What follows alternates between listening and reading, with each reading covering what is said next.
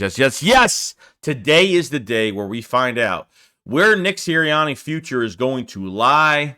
Is it with the Philadelphia Eagles, or is it somewhere else? Do the Eagles go a different direction? And this is all on Jeffrey Lurie from what he thinks of what Nick's plan is going to be. And a couple players the Eagles did sign ahead of really the offseason hadn't started for the whole entire league yet, but very early for the Eagles, and some other news in general. So let's get into it. Because I've seen enough horror movies to know any weirdo wearing a mask is never friendly.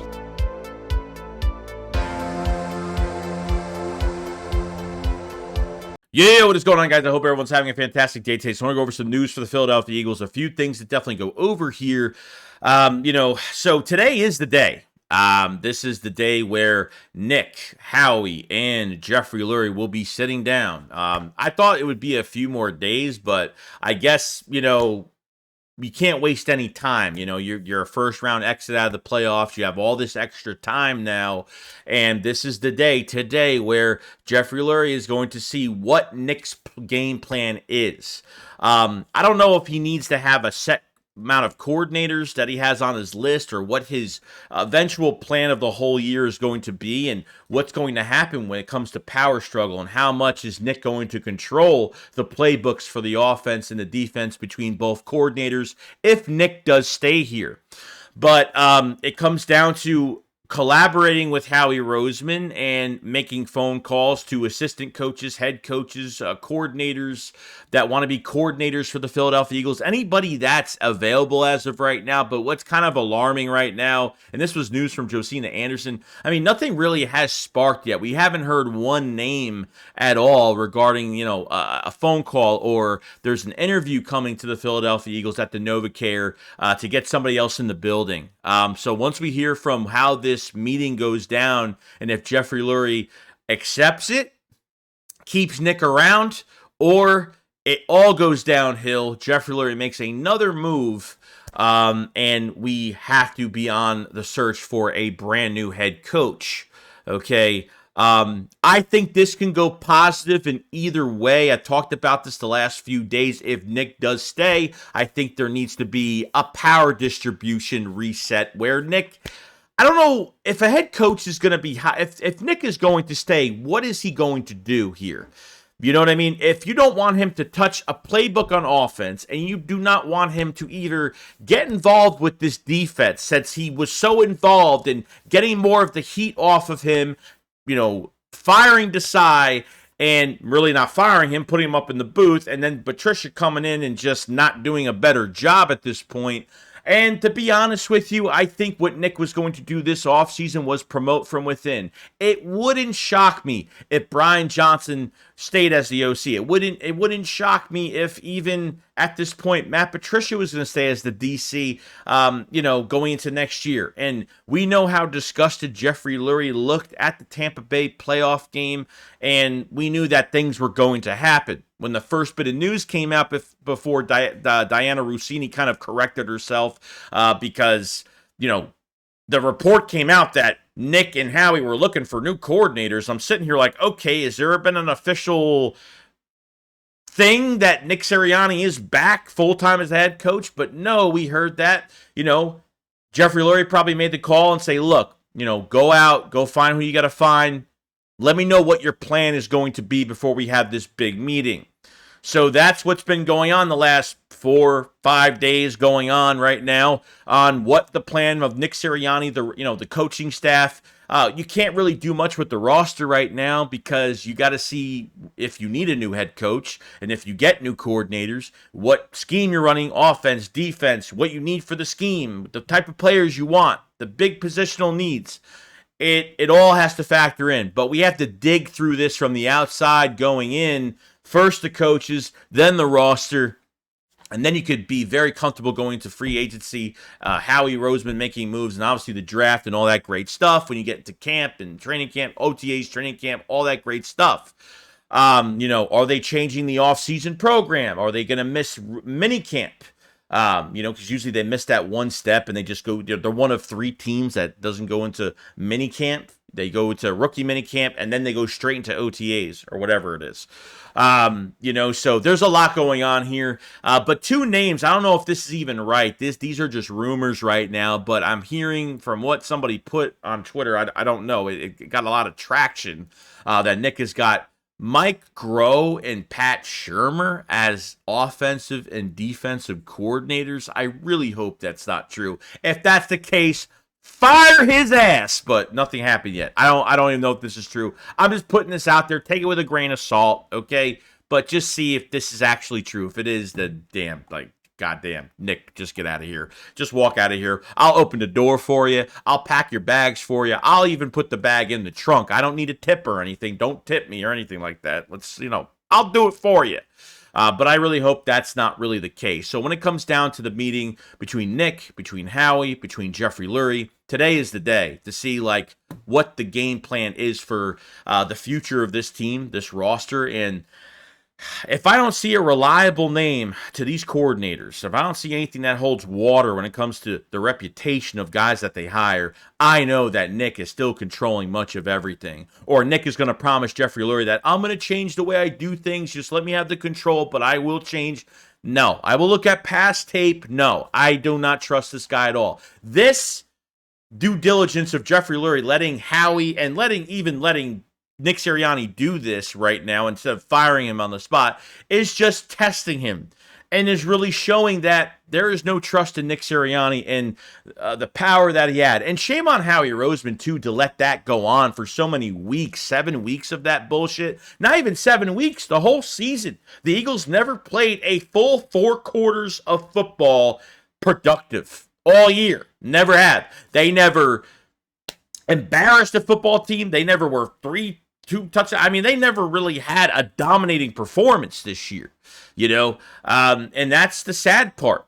Nick Sirianni's good for when you're winning. The guy knows how to be a player's coach.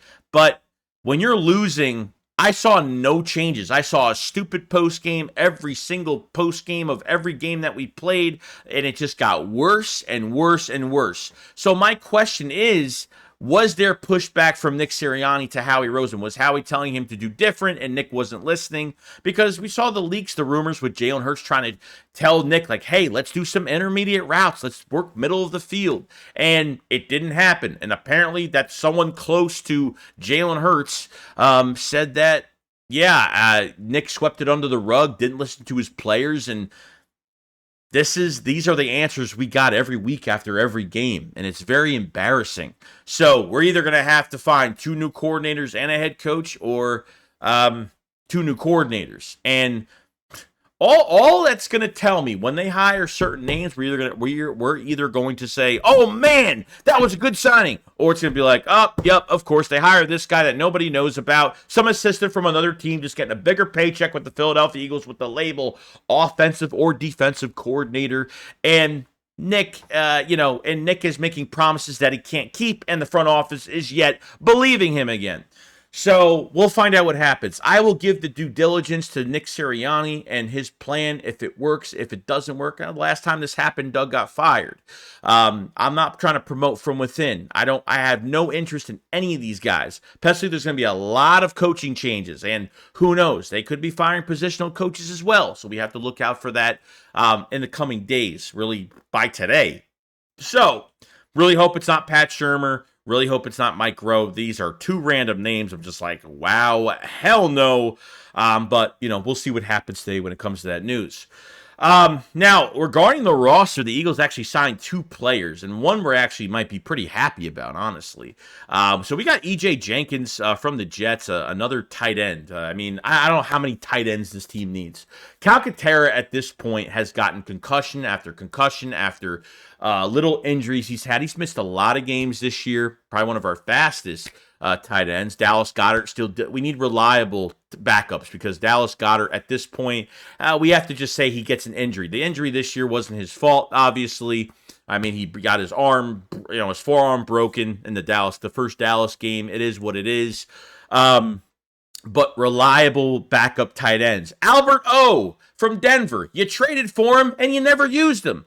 Rashad Penny, you signed him, you never used him, barely. I mean, Albert O has been a healthy scratch almost every week. A talented, acrobatic catcher, great speed, great separation. Reminds me of Zach Ertz a little bit, but with a little bit of a acrobatic, more athletic tight end.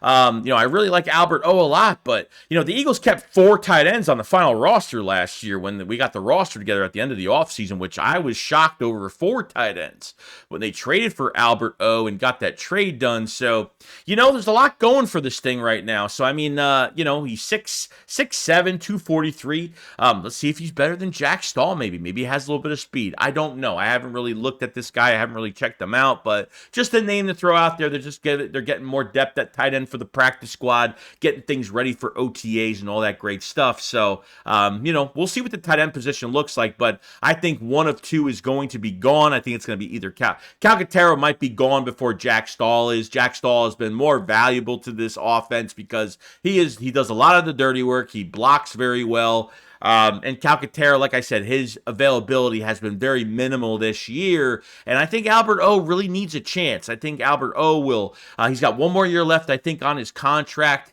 I don't know if we picked him up when he had 2 years left or 1 year left. I still have to figure it out. I don't know yet. But yeah, we'll see. There should be some valiant effort, competition-wise at the tight end spot this year, and we'll see what happens. Now, this next one is very interesting. Austin Watkins from the Browns is signing with the Philadelphia Eagles practice squad, most likely. Now, we played the Browns in preseason, and I remember making the video for the preseason game and streaming that game, and I said, oh man, like this Austin Watkins, man, this guy is pretty quick, catches everything, did a good number on us that game. He was a preseason standout for the Browns. Not even just our game. He did good in some other games too, but he was definitely a name that I noticed. I think he's what, 6'3", 210 pounds, bigger wide receiver. But, I mean, this could be a guy, look, I'm not going to overhype anybody, but this is interesting because I actually really like this guy and could see something really good with him. Maybe. We'll see. You have Zacchaeus, a free agent. Quez Watkins are definitely not bringing back. The Eagles are empty at the wide receiver 3 spot, so they need to fill it.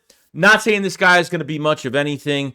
You know what I mean? So, Julio Jones, a free agent. You got a lot of free agents for that wide receiver 3 spot. I think you let a lot of guys walk. Zacchaeus, I really liked. I think Zacchaeus was underutilized. Quez Watkins was hurt way too much, unfortunately. And Julio Jones, it's hit or miss with him. They either used him or they barely used him in most games. And I thought he was another wasted signing pretty much. But really like this guy a lot and want to see the competition that he brings to this team. And you never know what you have. I mean, he was on practice squad for the Browns all year last year. Never got picked off. Never got signed anywhere. So now he has a big shot right now because it's too early to see what competition he has with him. But this is a really good signing, and we'll see what he does. But I really did like it a lot. And lastly, for the Eagles, nothing crazy. I always announce these things because they're just around. This is going to be the second front office member of the Philadelphia Eagles to interview for I think Marcus Brady. I think we took Marcus Brady from the Colts at the time with Frank Reich.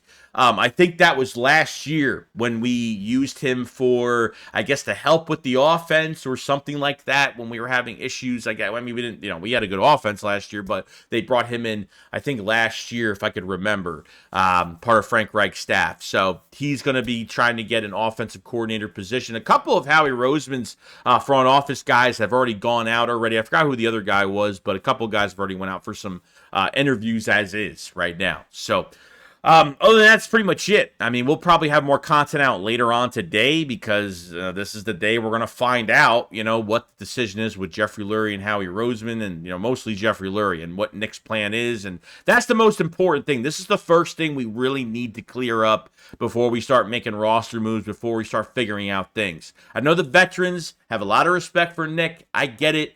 But I want to see this plan myself. And it's going to leak, and we're going to find out a lot of things.